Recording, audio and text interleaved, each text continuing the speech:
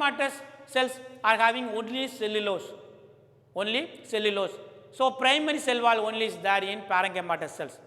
In collenchyma, secondary cell wall is there. In the secondary cell wall thickening materials are there, which are called as hemicellulose and pectin.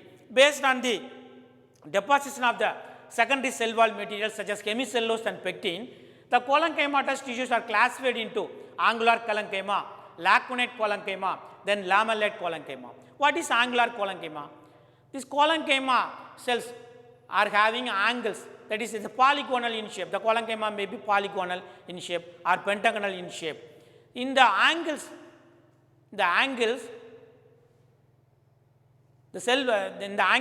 deposition of hemicellulose and pectin are there. So, deposition of hemicellulose and pectin are present in the angles of the cell wall. So, such type of collenchyma is called as angular collenchyma. Angular collenchyma example. The example is very much important. They may ask question about the examples. They give you examples in the options. So, as much as possible, you should study more and more examples. Then only you can answer correctly. Not a single example. They are not given a single example. They are given more than 2 examples. Angular collenchyma example, Datura metal, which belongs to Solanaceae, then Nicotiana, then Cucurbitaceae. In Cucurbitaceae, Nicotiana and Datura metal, the collenchyma, the type of collenchyma which is present are angular collenchyma, cell wall thickening at the angles, then it is called as angular collenchyma. The next one is the lacunate collenchyma. Lacuna means spaces, intercellular spaces.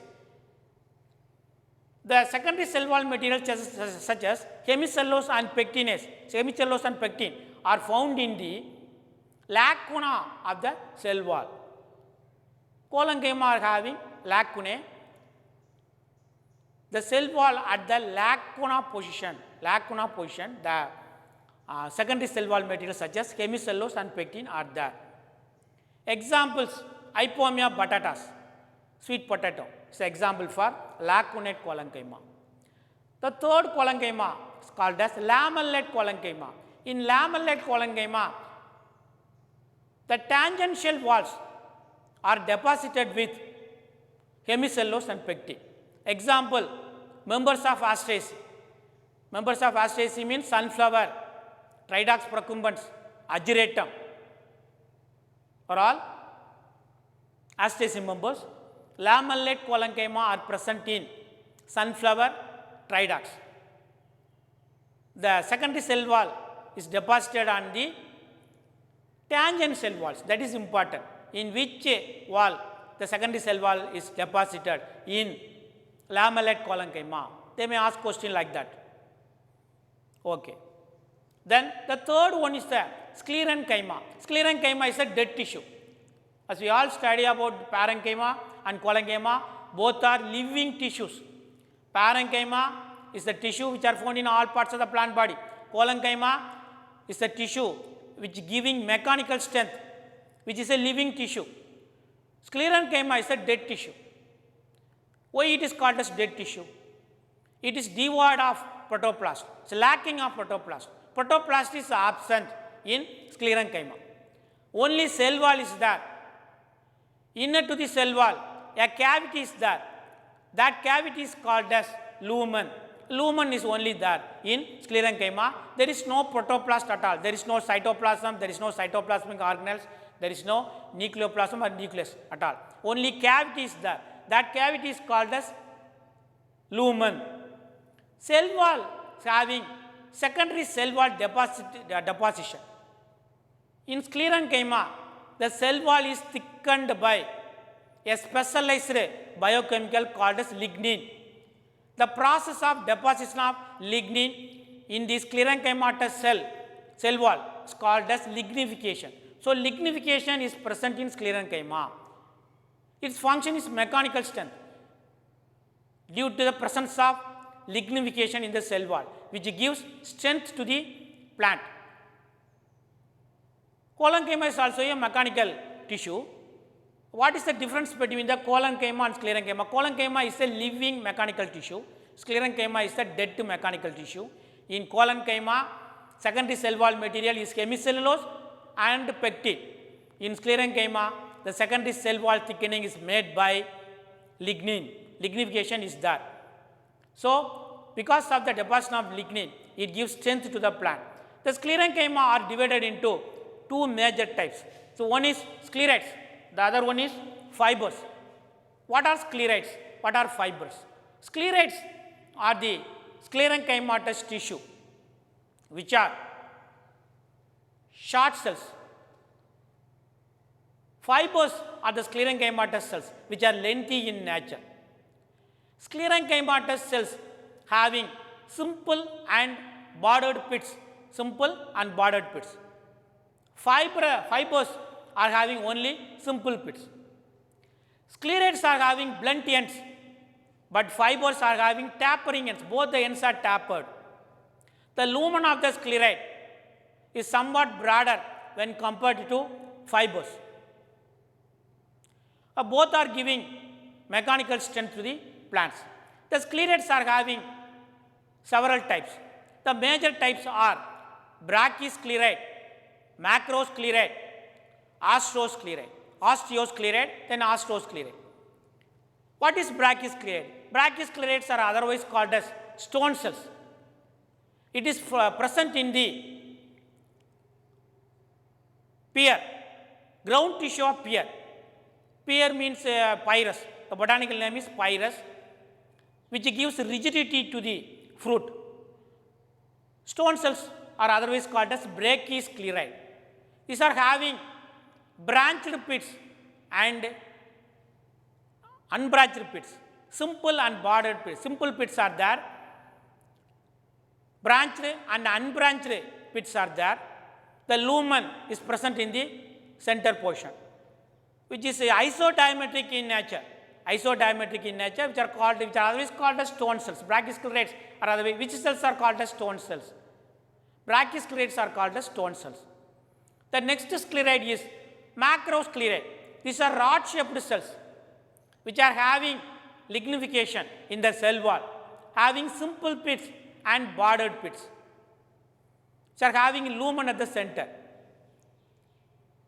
These macrosclerites are found in the Crotalaria gentiana, which gives rigidity and strength to that plant. Crotalaria gentiana. Then the third sclerite is the osteosclerite. Osteo means bone-like. It's having dilated ends.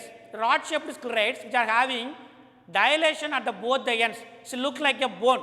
Then it is called as osteosclerites. Osteosclerites, which is found in the Pisum sativum seeds. Pisum sativum means pea, which gives strength to the mechanical strength or rigidity to the concerned plant parts. Then second type of sclerenchyma is called as fibers.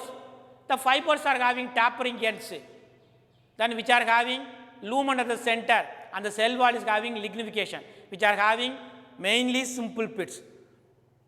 Based on the function of fibers are different kinds of fibers are there.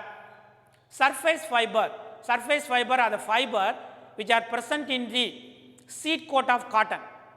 The cotton which are used in the spinning industry, they are the surface fibers, which are the seed coat. The seed coat is having fibers. Surface of the seed coat are having fiber, which are called as surface fiber. It is literally called as lint. Then bast fibers, the fiber which are present in phloem tissues are called as bast fibers. Then the fibers are also found in the fruit also. Mesocarp of drupe fruit. Coconut, in coconut, mesocarp are made up of fibrous cells, which are essential for making fibers. So fibers are the tissues which giving tensile strength to the plant. These are all the simple tissues. Then complex tissue. What are the difference between simple and complex tissues? Simple tissues are the group of cells which are having a similar origin or similar structure or performing similar function. They are called as simple tissue. The next one is the complex tissue. What are complex tissues? Complex tissues are tissues which are having more than one type of tissues but performing a similar function. More than one type of tissues performing similar function is called as complex tissue. There are two types of complex tissues. One is xylem, the other one is a phloem. These two are called as vascular tissues. Vascular tissues. These are coming under vascular cryptogams. The tissues which are responsible for the conduction of water is called as xylem. The tissues which are responsible for conduction of food materials called as phloem. Why xylem and phloem are called as complex tissues? The xylem are having four different types of tissues. One is tracheids, the other one is vessel, the third one is xylem fiber, the fourth one is xylem parenchyma. Each and every tissue are having different shape and function, different size, but performing the similar function, namely water conduction. So it is classified under complex tissue. The xylem is having tracheid, vessels, xylem fiber, xylem parenchyma. What are tracheids? Tracheids are the chief water containing element in pteridophyte and gymnosperm. It's an important concept. In pteridophyte and gymnosperm, which is the chief water containing element? Which is the chief water containing element in gymnosperm and pteridophyte? They may ask question like that. In gymnosperm and pteridophyte, tracheids are the chief water containing elements. Even though gymnosperm and angiosperm are classified under spermatophyta or phanerogams, pteridophyta are classified under cryptogams. But pteridophyta and gymnosperm are classified under a special category called as tracheophyta, based on the presence of tracheids only for water conduction. In pteridophyte and gymnosperm, tracheids are the chief water containing elements. It's an important concept. You should not you should memorize that concept. Tracheids are the chief water conducting element in tracheids and gymnosperms. Tracheid is the chief water containing element. The tracheid, vessels, xylem fibers, xylem parenchyma, all are present in angiosperms. Vessel is the chief water containing element in angiosperm. Even though tracheids are present in angiosperms, the tracheids supports the water conduction to the xylem vessels. Xylem is the chief water containing element in angiosperms, but xylem vessel is the chief water containing element in angiosperms, but vessels are absent in gymnosperms and pteridophytes. Some of the exceptions are there. Xylem vessels are found in some pteridophytes and some gymnosperms. In pteridophytes, the advanced pteridophytes like Selaginella, xylem vessel is there. Advanced pteridophytes like Selaginella, vessels are there. The vessel are found in dash pteridophytes. They may ask a question like that. Vessel containing pteridophytes. Find out the vessel containing pteridophyte. They are making 4 options. The correct answer is Selaginella. Likewise, in gymnosperm also, some of the advanced gymnospermic members are having vessels. There are 3 gymnosperms are there which are having vessels. Examples: Welwetschia neatum, ephytra. These 3 gymnosperms are having tracheids and vessels. So this exceptional case is there. They may ask questions from this exceptional case. Vessel containing gymnosperms are neatum, Welwetschia, then ephytra. These 3 gymnosperms only are having vessels. All other gymnosperms are pteridophytes are having tracheids as the water containing elements. Tracheids are having blunt ends which are having lignification in the cell walls. The lignification may be of different types. They may be reticulate or pitted or spiral, or it may be scalariform thickening. Scalariform means it's a ladder like. Pitted means there are some pit-like structures in the cell wall. Then reticulate means the thickening of lignification, the thickening of lignin is in irregular manner. That type of thickening is called as reticular thickening. In tracheids are having blunt ends, then water is conducted through the pits in the side walls. Vessels. The vessels are the most important water conducting element present in angiosperms only. The angiosperm, some exceptional case in pteridophytes and gymnosperm are there, as we already studied. Vessels are the chief water conducting elements in angiospermic plants, flowering plants, angiosperms. The vessels are having end plates. In the end plates, there are perforations are there.